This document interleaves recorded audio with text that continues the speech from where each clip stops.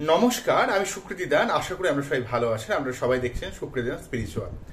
আজকে আমি আলোচনা করবো যে দেখুন, আমাদের জীবনে এমন একটা পরিস্থিতি আসে যখন বিভিন্ন মানুষের শত্রুতার সম্মুখীন হতে হয়।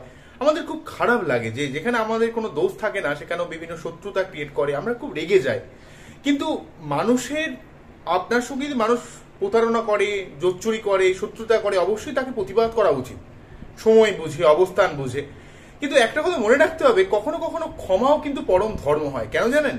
তার মেন কারণ হলো, আপনার সঙ্গে যে শত্রুতা করছে, আপনাকে যে ডমিনেট করার চেষ্টা করছে, আপনাকে যে নিচে ফেলে দেওয়ার চেষ্টা করছে, সেই জিনিসটাকে যদি আপনি কোনো কোনো ক্ষেত্রে ক্ষমা করেন, দেখবেন সে যেটা করছে প্রকারান্তরে সেই জিনিসটাই আপনার হিতে বিপরীত যেমন হয়ে যায়, তেমন বিপরীতে আপনার হিত হয়ে যায়। অর্থাৎ যে আপনার খারাপ করার চেষ্টা করছে সেই জিনিসটাই কিন্তু আপনার এক সময়, সে হয়তো আমরা চাইছে খারাপ করতে, কিন্তু প্রকারান্তরে আপনার ভালো হয়ে যাচ্ছে।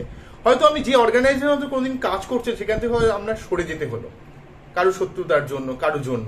কিন্তু সেই অর্গানাইজেশন থেকে যখন আপনি নিজে থেকে কিছু ক্রিয়েট করলেন, নতুন কিছু করলেন, হয়তো পরে বুঝতে পারবেন যে ঈশ্বর আপনাকে সেই জন্য সেই অর্গানাইজেশন থেকে সরিয়ে দিছিল, কেননা আপনাকে দিয়ে ভালো কিছু করানোর জন্য। তাই কখনো কখনো আমাদের জীবনে বড় কিছু করতে গেলে সাময়িক সময়ের জন্য আমাদের পিছিয়ে আসতে হয়, আমাদের ডিমোটিভেটেড অবস্থার মধ্যে চলে যেতে হয়, ডিপ্রেসড অবস্থার মধ্যে চলে যেতে হয়।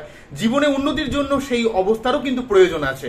তাই আমরা আজ থেকে আর হতাশ না হয়ে আমরা সাময়িকভাবে যে প্রেজেন্ট সিচুয়েশনে দাঁড়িয়ে আছি সেখান থেকে কিভাবে জীবনে সর্বাত্মকভাবে উন্নতি করা যায় তার কথা যদি জীবনে ভাবতে পারি, এবং যা কিছু করেন ঈশ্বর ভালোর জন্য করেন, এই কথা যদি ভেবে চলতে পারি, আমাদের জীবনে ডেফিনেটলি উন্নতি হবে।